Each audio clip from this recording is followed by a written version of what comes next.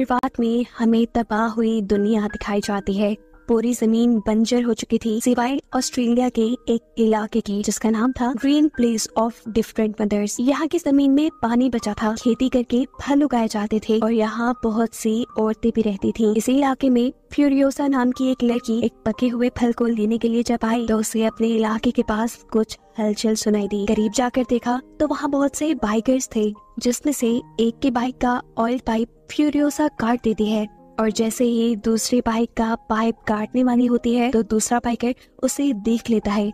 इससे पहले कि वो उसे पकड़ता, फ्यूरियोसा उसके टांग में कोई नाइफ स्टैब करते हुए वहाँ से भाग गई। भागते हुए उसने जोर जोर से सीटी बजाना शुरू कर दी थी, जिससे उस इलाके के लोगों को वहाँ आने वाले खतरे के बारे में पता चल गया। इससे पहले कि वो भी बचकर आबादी वाले इलाके में पहुँच पाती, बाइकर एक रोप उसकी तरफ उड़ाते हुए उसे रोकने में कामयाब हो जाता है और ये लोग फ्यूरियोसा को उठाकर वहाँ से ले जाने लगते हैं। दूसरी तरफ फ्यूरियोसा की मोम और वहाँ के सारे वॉरियर्स अपने घोड़ों पर सवार फ्यूरियोसा को बचाने के लिए इन बाइकर्स का पीछा करने लगे थे। घोड़े पे सवार ही फ्यूरियोसा की मोम चलते बाइक के ऊपर से बाइकर का गला काट देती है, जिसके बाद उन्होंने उसका ये बाइक ले लिया। इससे पहले कि इसी बाइक के जरिए वो फ्यूरियोसा को बचाने के लिए निकल जाती, इलाके के लोग उसे कुछ बीज देते हैं और ये याद दिलाते हैं कि जो कुछ भी हो जाए दूसरे इलाके के लोगों को ग्रीन प्लेस का पता नहीं चलना चाहिए और जो लोग ग्रीन प्लेस देख चुके हैं उनमें से कोई जिंदा ना बच पाए। कि सुनते ही वो तेजी से आगे निकल जाती है और गन से हमला करते हुए एक बाइकर को मार डालती है।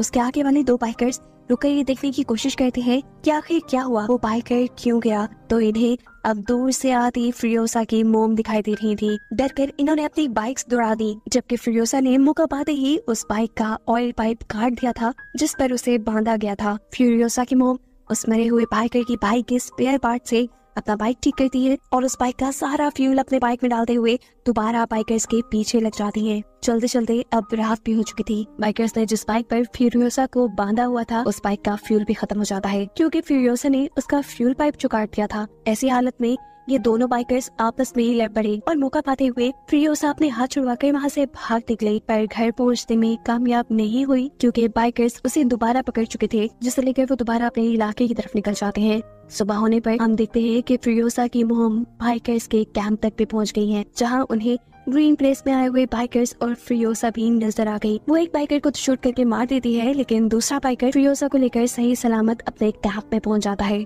और वहाँ लोगों को ये खुशखबरी देता है कि उन्हें ग्रीन प्लेस का पता चल गया। वहाँ बहुत सारे रिसोर्सेज और औरतें हैं। उसकी ये बात सुनते ही फ्यूरियोसा जान गई कि अब उसके इलाके और इलाके के लोगों को खतरा होने वाला है, कि जरूर अपने लोगों को ग्रीन प्लेस की लोकेशन बता देगा। इसीलिए फ्यूरियोसा होशियारी दिखाती है और इस आदमी के गले में रस्सी का फंदा डालते हुए सबके सामने उसे बाइक से गिराकर मार देती है। आखिर उसने और उसकी मॉम ने उन सभी बाइकर्स को मार दिया था जिन्हें ग्रीन प्लेस की लोकेशन पता थी। अब फ्यूरियोसा को ये बाइकर्स अपने लीडर के पास लेकर जाते हैं, क्योंकि वही है जो इन्हें ग्रीन प्लेस तक ले जा सकते हैं। बाइकर्स का लीडर चालाक था काफी, वो यहाँ खुद भी फ्यूरियोसा से अच्छा बिहेव करता है और सब लोगों को भी उसका ख्याल रखने को कहता है, ताकि वो उसे झांसा देकर उससे ग्रीन प्लेस का पता चलवा सके। रात होने पर फ्यूरियोसा की मॉम भी इसी कैंप में आ गई। उन्होंने मरे हुए बाइकर के कपड़े उतारकर अपने आप को बिल्कुल उन जैसा ही बना लिया। वो यहाँ असल में फ्यूरियोसा को ढूंढने के लिए आई थी, जिसे ढूंढने के लिए वो हर कैंप में जाती है और जहाँ उसे फ्यूरियोसा नहीं मिलती वहाँ के सभी लोगों को शूट करके मार डालती है। जिसके बाद आखिर वो उस कैंप में भी पहुँच गई जहाँ फ्यूरियोसा थी। फ्यूरियोसा को लेने के बाद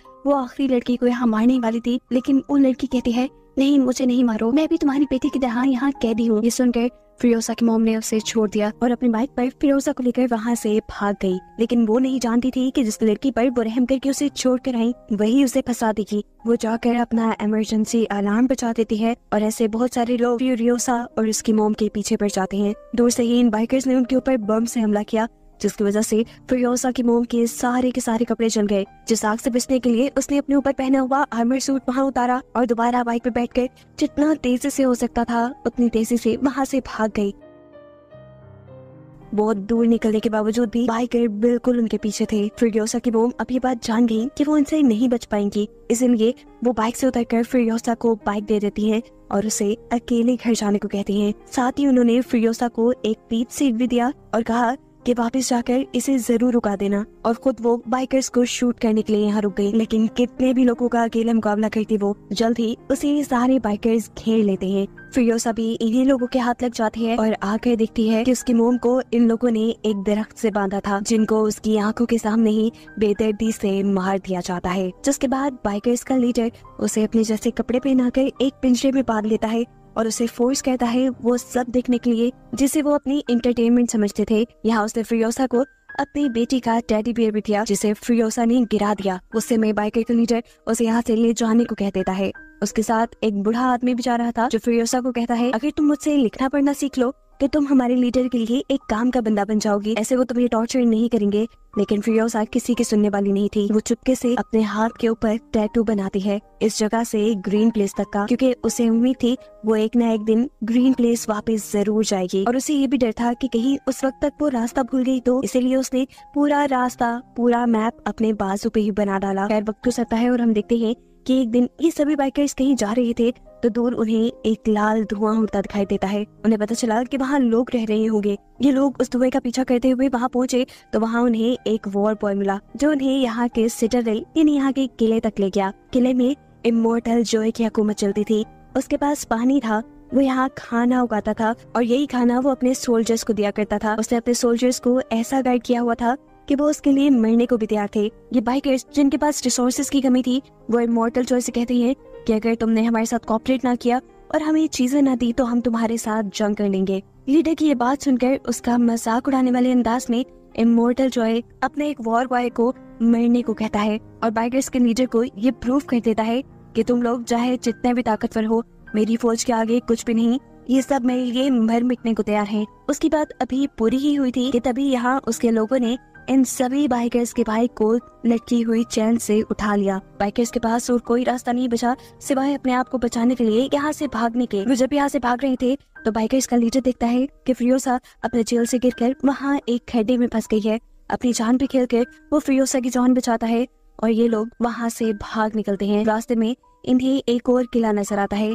इस किले का नाम था गैस टाउन। यहाँ पर ऑयल को रिफाइन किया जाता था, इसके जरिए ही इमोर्टल जॉय के वेपन्स और व्हीकल्स चलते थे। बाइकर्स का लीडर इस किले के ऊपर कब्जा करने का प्लान करता है ताकि यहाँ के ऑयल की वजह से वो इमोर्टल जॉय को ब्लैकमेल कर सके। लेकिन मसला ये था कि यहाँ की भी सिक्योरिटी काफी सख्त, जिसे चकमा देने के लिए वो अपने काफी सारे लोगों को वॉर बॉयज में बदल देता है और गैस टाउन के गेट तक पहुँचता है। ये लोग उनके लिए गैस टाउन का जब गेट ही खोलते तो बाइकर्स का लीडर अपने भेस बदले हुए लोगों को मार देता है, उन लोगों को ये बावर कराने के लिए कि इन्होंने इमोर्टल जॉय के किले के ऊपर कब्जा कर लिया और उनके लोग अब उसके गुलाम हैं। ये देखते हुए गैस टाउन वालों ने भी उसके लिए ये दरवाजे खोल दिए। गैस टाउन पर कब्जा करने के बाद सबसे पहले बाइकर्स का लीडर यानी डिमेंटस इस टाउन के लीडर की फिंगर्स काट कर इमोर्टल जॉय को भेजता है, जो देखकर इमोर्टल जॉय जान गया कि अब आहिस्ता आहिस्ता डिमेंटस के हाथ पावर आ रही है। उसकी सारी की सारी पावर उस ऑयल की वजह से है जिसके ऊपर अब डिमेंटस ने कब्जा कर लिया है। इसीलिए वो डिमेंटस को मीटिंग का पैगाम भिजवाता है। डिमेंटस सोच चाहता ही क्या था, उसे तो खुद बेसिक सप्लाईज चाहिए थी जो इमोर्टल जॉय के पास थी, जिसकी डील करने के लिए वो गैस टाउन के लीडर को लेकर उसके सामने आ जाता है। गैस टाउन का लीडर इमोर्टल जॉय का भाई था और काफी बीमार भी। उसके बॉडी के कई फंक्शंस उसके जिस्म पे लगी मशीन्स के जरिए होते थे। डिमेंटस इमोर्टल जॉय को ब्लैकमेल करने के लिए उसके भाई को इसी मशीन के जरिए पहले टॉर्चर करता है और फिर जान से ही मार डालता है। जिसके बाद उसने इमोर्टल जॉय से कहा, मैंने पूरे गैस टाउन के अंदर बॉम्ब लगा दिए हैं, जिन बॉम्ब्स को एक्टिवेट या डिसेबल करने का तरीका सिर्फ मुझे ही पता है। अगर तो तुम अपने गैस टाउन को बचाना चाहते हो तो सीधी तरह मुझे गैस टाउन का लीडर बना दो, नहीं तो तुम्हारे हाथ तुम्हारा गैस टाउन भी नहीं रहेगा। वो जब ये बात कर रहा था तो इमोर्टल जॉय की नजर फिरोसा पे थी। इमोर्टल जॉय कहता है, ठीक है मैं गैस टाउन तुम्हारे नाम कर दूंगा, पर इसके बदले मुझे तुम्हारी बेटी और एक बाइकर चाहिए। फिरोसा इमोर्टल जॉय की बात करते हुए कहती है, मैं इसकी बेटी नहीं हूँ, इन्होंने मेरी मॉम को मारकर मुझे किडनैप किया है। फिरोसा की इस बात से डिमेंटस को भी गुस्सा आ गया। वो उसके हाथ से अपनी बेटी का टॉय ले लेता है और उसे इम्पोर्टेंट जॉय के हवाले करके यहाँ से चला जाता है। फिरोसा को अब ऐसी जगह ले जाया गया जहाँ पर इमोर्टल जॉय की बहुत सी बीवियां रहती थी। फिरोसा भी अब इनकी तरह ही इमोर्टल जॉय की एक बीवी बनकर उसके हरम में रहने वाली थी। ये सारी की सारी औरतें बहुत अच्छी थी। वो फिरोसा के साथ अच्छा सलूक भी करती हैं, लेकिन फिरोसा सिर्फ इसी चीज पे फोकस करती है कि कैसे इमोर्टल जॉय इन सभी लड़कियों को अपने साथ रखने पर फोर्स करता है। इधर वो देखती है कि जब इमोर्टल जॉय की एक बेटी पैदा होती है तो गुस्से में वो अपनी बेटी को जिंदा दफनाने का ऑर्डर दे देता है। उसे सिर्फ बेटे चाहिए थे, ऐसा नहीं था कि उसके पास बेटे नहीं थे। उसके बहुत से बेटे थे, लेकिन उसकी नजर में कोई एक भी हेल्दी नहीं था, इसीलिए उसने इन सबको वॉर बॉय के तौर पे रख लिया। उसने इतनी सारी बीवियां भी इसीलिए रखी हुई थी कि एक दिन तो उसका हेल्दी बेटा पैदा होगा जो उसकी तरह फिर उसके इस सिटाडेल पर हुकूमत करेगा। हम देखते हैं कि इमोर्टल जॉय के एक बेटे की नजर यहाँ फ्यूरियोसा के ऊपर पड़ जाती है। वो उसे बालों से पकड़कर जब उसके साथ ज्यादती करने की कोशिश करता है तो फ्यूरियोसा इस मर्तबा तो अपने बाल छुड़ाकर भाग जाती है, लेकिन अगली मर्तबा वो अपने साथ ऐसा नहीं होने देना चाहती थी। वो जानती थी कि ये लड़का उसे दोबारा तंग करेगा, इसीलिए उसने अपने सारे बालों को उतारकर नेट और वैक्स के जरिए एक विग बना ली। इस टाइम हम देखते हैं कि उसके पास उसकी मोम का दिया पीच सीड भी था जो उसने आज तक संभाल के रखा था। अगली मर्तबा जब दोबारा वो लड़का फ्यूरियोसा को तंग करने के लिए आया और उसने उसके बाल पकड़े तो फ्यूरियोसा अपने विग को उसके हाथों में छोड़कर वहाँ से भाग गई। वो लड़का भी उसे ढूंढने के लिए उसके पीछे भागता है, लेकिन दरमियान में उसे अपना ही भाई मिल जाता है जो उसे पूछता है, तुम यहाँ क्या कर रही हो? इस लड़की के पास कोई जवाब नहीं था। वो अपने हाथ में पकड़ी हुई फ्यूरियोसा की विग भी वहाँ फेंक चुका था, क्योंकि उसे डर था कि कहीं उसके डैड उसे देखकर उसको सजा न सुना दे। खैर वो यहाँ फ्यूरियोसा को ढूंढने की कोशिश तो बहुत करता है, लेकिन फ्यूरियोसा मिलती नहीं, क्योंकि वो यहाँ अपने आप को एक लड़के की तरह बना चुकी थी। ऐसे उसने अपनी इज्जत भी बचा ली और उसे सिटाडेल के अंदर काम भी मिल गया। उछलने कूदने में तो वो बहुत तेज थी, इसलिए उसे काम दिया गया था इमोर्टल जॉय की बड़ी बड़ी मशीन्स के अंदर चेन्स को फिट करने का। वक्त गुजरता है और हम देखते हैं कि 15 साल बाद अब फ्यूरियोसा बड़ी हो चुकी है। कोई भी उसे पहचान नहीं पाया कि वो लड़की है, वो भी इसलिए क्योंकि आज तक फ्यूरियोसा ने गूंगा बनने का नाटक किया और साथ ही इमोर्टल जॉय के वो सारे रिचुअल्स पूरे किए जिसके जरिए उसे यकीन आ गया कि फ्यूरियोसा भी उसके लिए लॉयल है। इस मर्तबा इमोर्टल जॉय इन्हें एक बड़ी सी ड्रिल बनाने का काम देता है जो कि किसी भी चीज को आसानी से तबाह कर सकती थी। ये लोग ऐसी ही एक मशीन बनाने में कामयाब हो भी जाते हैं, जिसे ये लोग एक ट्रक के साथ अटैच करके जैसे ही उसे पहली टेस्ट ड्राइव के लिए बाहर लेकर जाते हैं तो इसके ऊपर डिमेंटस के लोग हमला कर देते हैं। डिमेंटस के लोग पैराशूट्स के जरिए इस मशीन पर और वॉर बॉयज के ऊपर बॉम्ब से हमला करते हैं। जैक जो कि इस ट्रक को ड्राइव कर रहा था वो ये ट्रक रोकता नहीं बल्कि चलाता रहता है। डिमेंटस के लोग इस ट्रक के ऊपर भी हमला कर देते हैं, जिसकी वजह से इस ट्रक में एक मेजर फॉल्ट आ चुका था। इस वक्त फ्यूरियोसा बहादुरी दिखाती है और चलते ट्रक के नीचे जाकर उस फॉल्ट को ठीक करने की कोशिश करती है ताकि जैक इस ट्रक को तेजी से यहाँ से भगा कर ले जा सके। पर उसकी ये कोशिश नाकाम करने के लिए डिमेंटस का एक आदमी भी ट्रक के नीचे आ गया। वो ट्रक के नीचे एक बॉम्ब प्लेस कर रहा था। फ्यूरियोसा न सिर्फ उसे लड़ती है बल्कि उसे मारकर गिराते हुए वो उसका बॉम्ब भी अपने ट्रक से डालने पर कामयाब हो चुकी थी। इसके बाद वो ट्रक का फॉल्ट ठीक करते हुए ट्रक के अंदर भी आ गई। ट्रक के बाहर की तरफ डिमेंटस के बाइकर अभी भी वॉर बॉयज को मार रहे थे और जब वॉर बॉय डिमेंटस के छोटे से ट्रक पर हमला करता है तो उस ट्रक का एक्सीडेंट होकर वो ट्रक रिग ट्रक से टकरा गया, जिसकी वजह से फ्यूरियोसा को झटका लगा और उसके सर पे लगी हैट उतर गई। उसके उड़ते हुए बाल देखकर जैक के सामने उसका राज खुल गया कि वो एक लड़की है। ये लोग अभी अपनी जंग के ऊपर ध्यान देते हैं और फ्यूरियोसा तीर से हमला करते हुए उड़ने वाले बाइकर्स को मारने में कामयाब हो जाती है। अपने दुश्मनों को खत्म करने के बाद उसने जैक को गन पॉइंट पे ले लिया क्योंकि वो जानती थी कि जैक अब उसके लिए मसला खड़ा कर देगा। लेकिन यहाँ जैक उसे कहता है, तुम एक अच्छी वॉरियर हो और मुझे इस चीज से फर्क नहीं पड़ता कि तुम्हारा जेंडर कौन सा है। हमें काम दिया गया है इस रिग को कंट्रोल करने का और मैं चाहता हूँ कि तुम एक टीम मेंबर की तरह इसमें मेरा साथ दो। फ्यूरियोसा मान जाती है और ये लोग इसी रिग ट्रक को लेकर गैस टाउन के अंदर पहुँचते हैं, जहाँ काफी सालों बाद डिमेंटस फ्यूरियोसा को देख रहा था, लेकिन अब वो काफी बड़ी हो चुकी थी इसलिए डिमेंटस ने उसे पहचाना नहीं। पता चलता है कि डिमेंटस के पास ऑयल की सप्लाईज खत्म हो गई हैं, जिसके बदले में वो दूसरी सप्लाईज इमोर्टल जॉय से लेता था। वो यहाँ जैक से कहता है कि मेरी किसी तरह इमोर्टल जॉय से मीटिंग करवा दो। जैक मान जाता है, लेकिन वो बिना ऑयल इन्हें कोई सप्लाई देने को तैयार नहीं था, इसीलिए ये सारे बाइकर्स उनके ऊपर हमला कर देते हैं और सारा फूड चुराने लग जाते हैं, जिसे बचाने के लिए फ्यूरियोसा अपना ट्रक लेकर यहाँ से बाहर निकल जाती है और जैक उन लोगों को मारने लग जाता है जो उनके ट्रक के पास आने की कोशिश कर रहे थे। खैर ये लोग अब बचते बचाते वापिस अपने सिटाडेल में पहुंच जाते हैं और इमोर्टल जॉय को डिमेंटस से मिलने का पैगाम दे देते हैं। इस सारी लड़ाई में फ्यूरियोसा को एक तीर भी लग चुका था। जैक उस तीर को उसके कंधे से बाहर निकालता है और फिर उसे स्टिचेस लगाता है। बातों ही बातों में ये लोग बहुत करीब आ गए। जैक ने उससे पूछा कि तुम्हारे पेरेंट्स की कैसे डेथ हुई थी। फ्यूरियोसा ने बताया कि उसे ये बाइकर्स ही किडनैप करके यहाँ छोड़ गए थे। फ्यूरियोसा यहाँ पर उसे वो पीच सीड भी दिखाती है जो उसकी मोम ने उसे दिया था, जिसके बाद वो उसे अपना हाथ दिखाती है जहाँ पर ग्रीन प्लेस जाने तक का नक्शा बना था। उसे आज भी उम्मीद थी कि वो वहाँ जा सकेगी। जैक कहता है, मैं वादा करता हूँ मैं कोशिश करूंगा कि तुम्हें तुम्हारी जगह तक पहुँचा दूं। और फ्यूरियोसा कहती है, मैं चाहती हूँ कि तुम भी मेरे साथ आओ। यहाँ पर इन्हें इमोर्टन जॉय का मैसेज मिलता है कि वो डिमेंटस से मीटिंग के लिए जा रहा है और इन्हें भी अपनी पूरी फोर्स तैयार करके उसके पीछे जाना होगा। जैक इस मर्तबा उसे रिग में नहीं बिठाता बल्कि एक अलग ट्रक चलाने का काम देता है, क्योंकि उसका प्लान था कि वो सबको चकमा देते हुए इसी ट्रक के जरिए ग्रीन प्लेस तक पहुंच जाएंगे। ये लोग जैसे ही गेस्ट टाउन पहुंचते हैं तो एक ट्रक पहले ही गेस्ट टाउन के अंदर जाने में कामयाब हो जाता है, जबकि फ्यूरियोसा यही से अपना मुंह मोड़ लेती है। वो अब इंतजार कर रही थी कि जैक भी उसके साथ आएगा, लेकिन जैक भी उसके साथ आने के बदले हवा में एक ग्रीन स्मोक छोड़ा, जिसका मतलब था वो यहाँ जंग करने के लिए वॉर बॉयज को बुला रहा था। ये देखकर फ्यूरियोसा नाराज हो गई और अकेले ही वहाँ से निकल गई। इससे पहले कि वो ग्रीन प्लेस तक पहुंच जाती उसके पास मौका भी था, लेकिन वो नहीं गई। उसके दिल में जैक का ख्याल आया जो वहाँ अकेले जंग लड़ रहा था, इसीलिए वो जैक की मदद करने के लिए वापस गेस्ट टाउन में आ जाती है और अपनी स्नाइपर उठाकर यहाँ सबको शूट करना शुरू कर देती है। उसी की गोली डिमेंटस को भी छूकर गुजरी। जैक अपने रिग से गेस्ट टाउन का गेट तोड़ते हुए उसके अंदर चला जाता है और इसी रिग के ऊपर लगी हुई ड्रिल को चलाकर वो अब यहाँ का सारा स्ट्रक्चर तोड़ने लग चुका था। ऐसा करते हुए बाइकर्स भी उसे रोकने के लिए उस पर हमला करते हैं और इस सब में उसका रिग टूटकर वो खुद एक गड्ढे में गिर जाता है। ठीक टाइम पर फ्यूरियोसा यहाँ एंट्री करती है और एक बाइक से चेन लटकाते हुए उसे यहाँ से बचा निकालती है, जिसके बाद ये लोग एक दूसरे ट्रक में बैठकर यहाँ से बाहर निकल जाते हैं।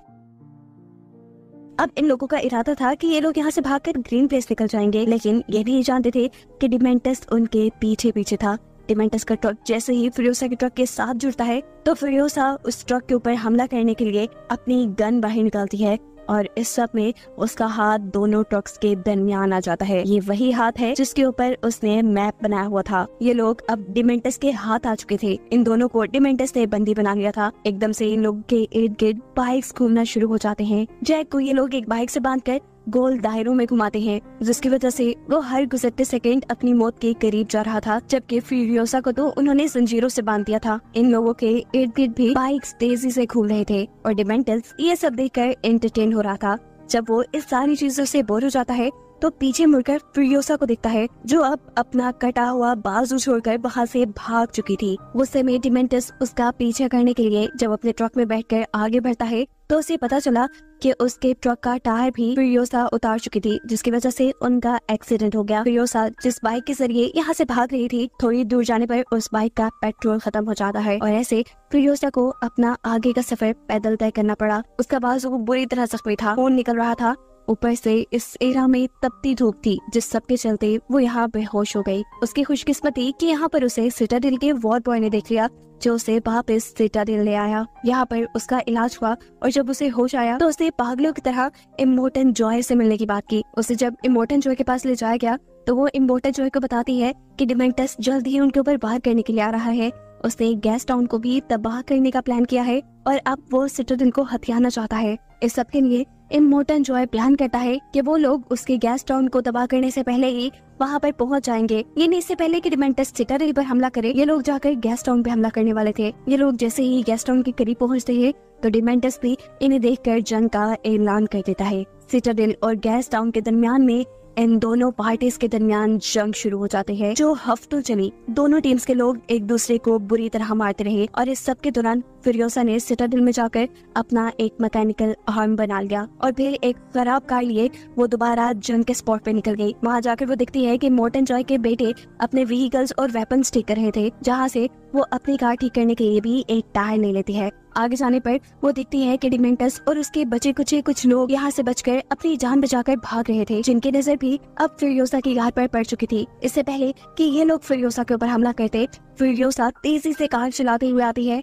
और अपनी कार से इन सबको हिट करते हुए इस सैंग में ही धंसा देती है। उसने सबको तो मार दिया, लेकिन डिमेंटस उसे कहीं नजर नहीं आया। उसे दूर देखा तो एक बाइकर वहाँ से भाग रहा था। ये कोई और नहीं बल्कि डिमेंटस ही था, लेकिन डिमेंटस की मौत अब करीब थी क्योंकि उसका बाइक भी खराब हो चुका था और अब फ्यूरियोसा भी उसके पास आ चुकी थी। यहाँ फ्यूरियोसा उसे एक ही बार में मार सकती थी, लेकिन इतनी आसानी से नहीं। वो डिमेंटस को याद करवाना चाहती थी या फिर वो कौन है और वो डिमेंटस के पीछे ही क्यों पड़ी है। वो उसे टॉर्चर करती है इतना कि वो बेहोश हो गया, जिसके बाद उसे होश आया तो फ्यूरियोसा ने उसे बताया मैं वही लड़की हूँ जिसको तुम 15 साल पहले किडनैप कर लाए थे और जिसकी आंखों के सामने तुमने उसकी माँ को मार डाला था। डिमेंटस को अभी भी सही तरह फिरियोसा की याद नहीं आई, तो फिरियोसा उसके साथ चेन से बंधा उसका टेडी बियर काट लेती है और अब वो पहचान जाता है कि आखिर फिरियोसा कौन है। वो उससे माफी मांगता है और कहता है अगर तुम मुझे माफ कर दो तो हम दोनों मिलकर यहाँ पूरी जगह पर हुकूमत कर सकते हैं, तुम बहुत बहादुर हो।